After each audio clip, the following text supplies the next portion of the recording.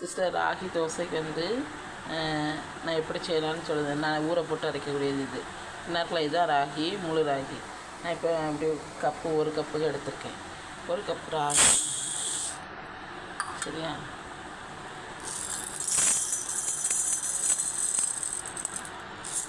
இல்லை, 1க்கு 1/4 கப்பு வந்து உளுந்து,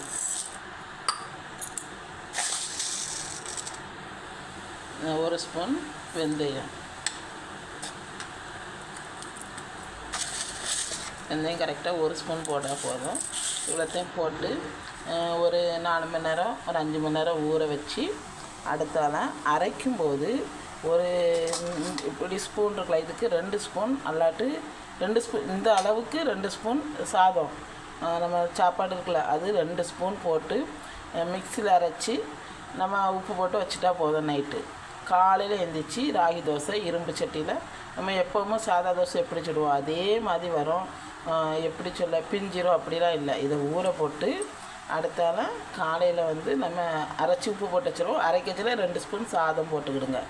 அரைச்சிட்டு அது புளிக்க வைக்க நல்லாயிருக்கும் அந்த சாதம் போடுது. அதனால வேறு காலையில் நார்மலாக தோசை எப்படி சுடுவோம் அதே போல் சுட வேண்டியது சிஸ்டர். மாவு மிக்சியில் வந்து இப்படி அரைச்சிருக்கேன். இந்த பக்கத்தில் தோசமாக அரைப்பது எல்லாத்துக்கும் தெரியும்னா நான் அரைச்சிருக்கேன். அரைச்ச மாவு எப்படி இருக்குன்னு எல்லாம் தெளிவாக காட்டினா செய்யச்சில் நீங்கள் குழப்பம் இல்லாமல் இருப்பீங்களா? அதனால தான் இந்த இப்படி அரைச்சி ஊற்றி வச்சா இனி உப்பு போட்டு இனி இதெல்லாம் கையச்சு வலித்து ஊற்றி நம்ம உப்பு போடணும். உப்பு வந்து கூடுதலும் கல்லுப்பு யூஸ் பண்ணுங்கள். நம்மளுக்கு அது உடம்புக்கு நல்லதில்ல. கல்லுப்பு உப்பு தேவைக்கு நீங்கள் போட்டுக்கிடுங்க. போட்டு மிக்ஸ் பண்ணால் இது எனக்கு இப்போ நாளைக்கு காலையில் ஒரு நேரத்துக்கு தான் எங்கள் 2 பேர்த்துக்கு செஞ்சுருக்கேன். ஒரு நேரத்துக்கு இதில் எப்படியும் ஒரு 5 தோசை வரும் போதும்.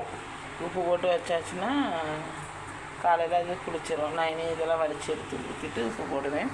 வேறு கூடுதலும் தோசை மாவுலாம் காலையில் நீங்கள் சுடுறதுக்கு யூஸ் பண்ணுறீங்கன்னா கையை வச்சு மிக்ஸ் பண்ணணும். அப்போ வந்து புளிக்கும். ஆனால் இது மிக்சியில் அரைச்சதுனால இந்த கையில் உள்ள சூடுக்கு வந்து அது புளிக்குமாங்க. மிக்சியில் அரைச்சதுனால அதுலேயும் சூடு இருக்கும். ஆனால் எதில் அரைச்சாலும் நான் கையை வச்சு மிக்ஸ் பண்ணேன். இது உங்கள் விருப்பத்தை பொறுத்து நீங்கள் பார்த்துக்கிடுங்க. ஃபஸ்ட்டு நான் நைட்டு தோசை மாவு இது உப்பு போட்டு வச்சுருந்தேனே. உப்பு போட்டு இந்த மெத்தடில் நான் புளிச்சிருக்கா தெரியும்னா பார்க்க புளிச்சிருக்குன்னு. இனி தோசை சுட தேவையான அளவு தண்ணி ஊற்றி மிக்ஸ் பண்ணணும். நான் இப்போ ராகி தோசை மாவு ஒன்று இதாச்சு சொன்னோம்னா அதே அளவு தான். அரிசி தோசை போலவே வரும். இங்கே எதுக்கும் அப்படின்னு நினைக்காண்டா. சாப்பிடையும் மொறுன்னு இருக்கும். உங்களுக்கு பார்த்தாலே தெரியும். அதில் ஒன்றுமே கலப்படம் பண்ணலை. ஒன்லி ராகி. டேஸ்ட் எப்படி இருக்குன்னு நினைக்காங்க. அரிசி தோசை கலர் தான் நம்மளுக்கு அந்த டிஃப்ரெண்ட் தெரியுமே தவிர மற்றபடி சாப்பிட அவ்வளோ டேஸ்ட்டாக இருக்கும். அரிசி தோசையோட நல்லா தான் இருக்குன்னு சொல்லலாம். நம்ம ரொம்ப தான் டேஸ்ட்டு நம்ம வெயிட் லாஸ் தான் ஆகணும். அடுத்தால நம்ம அந்த லெவலையும் கொண்டு வரணுங்கிறதுல அதுக்கான டேஸ்ட்டுக்கு மோசம்னு சொல்லலை. நம்மலாம் ஈக்குவல் பண்ணி விடணும். எங்கள் வீட்டில் உள்ளவங்களை சொல்கிறதுனால நான் கொஞ்சம் எங்கள் வீட்டில் தேங்காய் ஆயில் கோகோனட் அது ஊற்றிருக்கேன். ஃபஸ்ட் டைம் தோசை ஊற்றிருந்ததுனால ஃபஸ்ட் டைம்னால அந்த ஃபஸ்ட்டு 2 தோசை நம்ம வீட்டில் உள்ளவங்க சுடச்சில் வந்து எண்ணெய் ஊற்றி சுடலாம். நம்ம வெயிட் லாஸுக்கு அந்த சட்டிலே அது என்ன இருக்குன்னு அதிலே சுட்டுடலாம். நல்லாயிருக்கும். நல்லா மாற்றி போட்டாச்சு. அப்புறம் உங்களுக்கு தோசை ராகியில் அரிசி சேர்க்காம அரிசினா வெள்ளை சாதம் 2 ஸ்பூன் சேர்த்துறப்போ அரைக்கத்தில். இதுதான் இவ்வளோ தான் மெத்தடு. மட்டை தோசை பிய்யாது ஒன்றுமே தெரியாது. அரிசி தோசை போல் அழகாக இருக்கும். மொறுன்னு வரும். நம்ம மாவாக கலக்கலை. முழு ராகியை போடச்சில் இந்த மெத்தடில் வரும். மாவாக செய்யறது நான் இன்னொரு நாள் உங்களுக்கு ட்ரை பண்ணி போடுவேன்.